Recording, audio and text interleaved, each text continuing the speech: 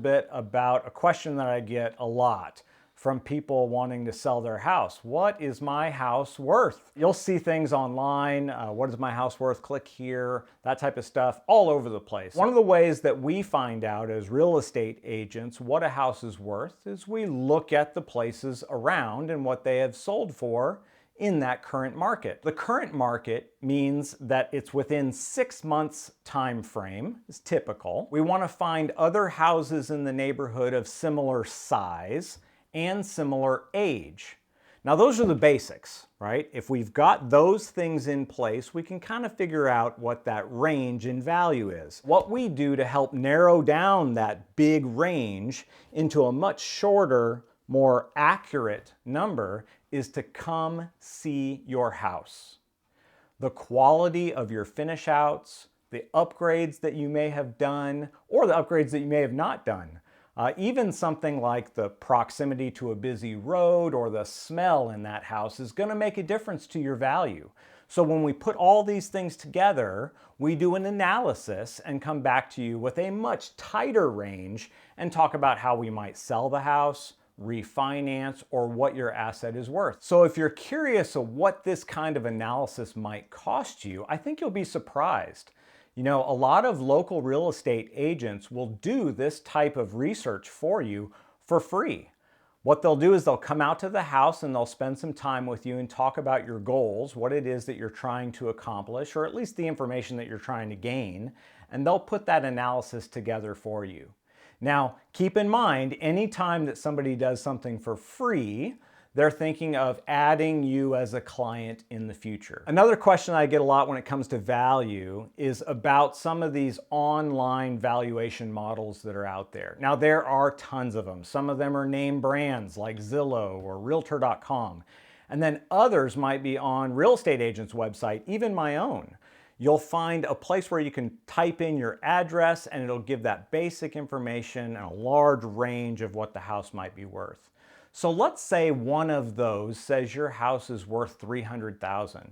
Now that number could be off by as much as 10% on the high side and the low side. And part of the reason is that no one has ever been inside your house to give that assessment. They don't know anything about your finish out or the quality of the upgrades that you did. That number is very, very raw. Now, in addition to that, because we as Texas homeowners are in a state that is non-disclosure, that means that the actual sales price doesn't go into that algorithm, only the price that something was listed at. So it's kind of like going on eBay and finding something for $100 and it's listed for $100. Well, that's an auction. We know that it could go for a different price. What something sells for is the real value. So we've got to boil in all of that information together before we decide on where we should price your house or how much we should refinance it for or what that asset is truly valued at in your portfolio. So something else that will affect the value of your house involves the current market, and it involves the price of money. Most people will call it interest rates. So right now in our current market in 2022, we have interest rates on the rise. The Federal Reserve is talking about raising rates over and over and over again this year. But that actually will trickle down into mortgages and can mean a difference in the value of your house to you. As interest rates climb, historically, the value of houses will stabilize or go down. Now, we have a very unique situation right now where we have interest rates going up, but there is such a high demand for homes in this market where there are 6 to 8 to 20 people all looking at the same house that we believe as agents that the demand involved is going to be able to swallow up any of that additional cost to the value. I don't think that values of houses are going to drop when the interest rate goes up, at least in the short term. I believe that it will help stabilize the market and could potentially help buyers capture something. So when we think about these different types of markets, a seller market and a buyer market, what difference does it make? What's the pros and the cons of each? Well, the pros and cons of a seller's market. Pro, you can capture more money, even more money than a house might be worth in a seller's market. People will pay more just to get into a house. Now, also, as a seller, you may have less repairs to do. You may not have to do things that specifically cater to the trends, like painting your house a certain color or making certain upgrades in a market like that, because buyers will concess a lot. Now, the downside of a seller's market is that most people need a place to live. And when you sell that house, you've got to find the next one. So if you want to buy another house, then you are right back into the opposite type of the market.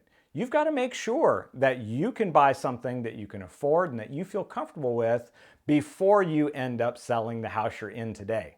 So it becomes a bit of a challenge of logistics, and that's where a professional can help you there too. So when we think about a buyer's market, which we haven't had for quite a while, but a buyer's market has pros and cons as well. The pros of a buyer's market are that typically you can come at a house with lower down payment funds. You can come with different loan products that might cater to folks with a lower credit score, and it's easier to break into the market. The con, the negative side, is mostly for that person selling the house.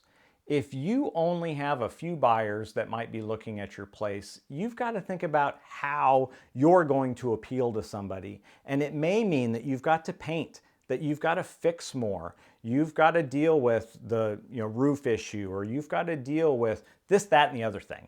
Okay? And that all costs money, and it can bring down the value of your house or of the entire experience of transferring it to a buyer. So that should give you a little idea of how much your house is worth. And if you have questions, feel free to comment below and I'll get to them as quick as I can. But remember, you're the one that's in charge of your future.